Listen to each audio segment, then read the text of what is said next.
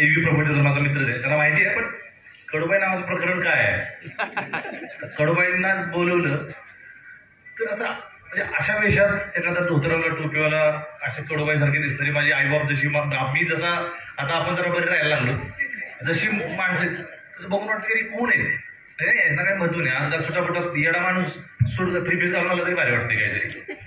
पण म्हणजे फुले जसे होते, फुल्यांचा वेश जसा होता तसा एवढा कणकट माणूस पण असू शकतो त्याचा अंदाज आपल्याला येत नाही. तर कडूबाई आले आणि त्याच्याकडनं गाणं म्हणजे सुरू केलं गाणं गायला.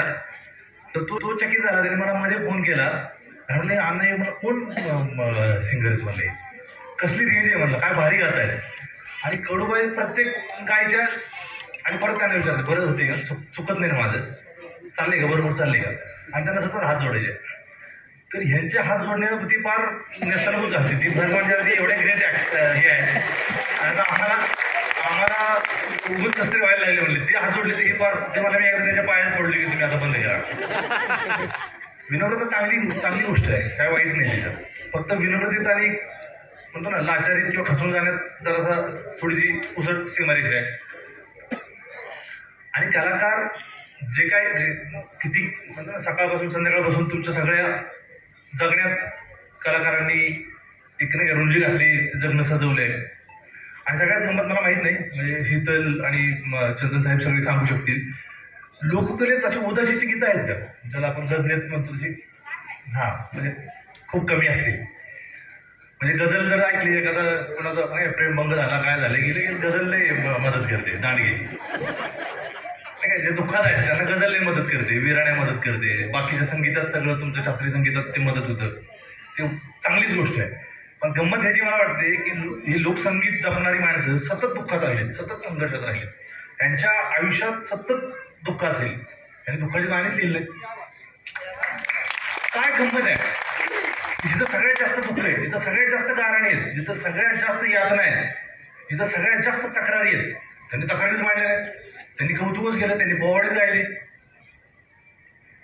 ही स्ट्रेंथ आहे, हे कोणालाही जमत नाही. पायाखाली अंगार असूनही ओढत गाणं असणारी ही माणसं आहेत. त्यामुळे स्वतःला आपण कमी समजायची अजिबात गरज नाही.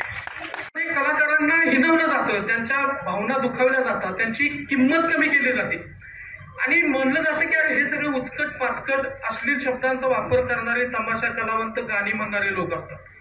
आणि हे साधे तेच घेऊन म्हणजे यांचं चोरून, म्हणजे तुम्ही जोगवा पिक्चर बघितला असेल, तमाशातलं आम्ही ऐकलेलं लहानपणापासून आमच्या कानात गुणगुणत असलेलं आम्ही एक म्युझिक आहे बघा, ती म्हणजे मला आता तोंडाने म्हणता येणार नाही, पण ती टाणाडाणा एक म्युझिक आहे बघा, फेमस आहे, ते त्या जोगवा पिक्चरामध्ये घेतलंय, जोगवा पिक्चरामध्ये घेतलंय.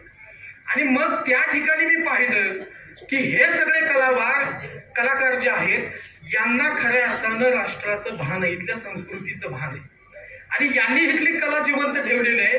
आणि कला जिवंत ठेवण्यासाठी, भारताची संस्कृती जिवंत ठेवण्यासाठी टीव्हीवरच्या कलाकारांना हा मानसन्मान देणं बंद केलं पाहिजे.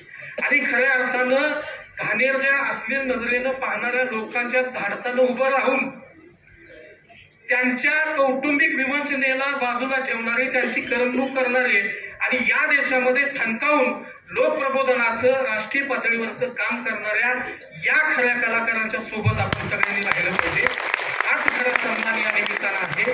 आणि म्हणून वेळेचं भान ठेवून अण्णांना जायचंय, त्यामुळं मी जास्त काही बोलणार नाही. आमच्याकडे बरंच आहे कलाकारांचं, पण मी जास्त वेळ घेणार नाही.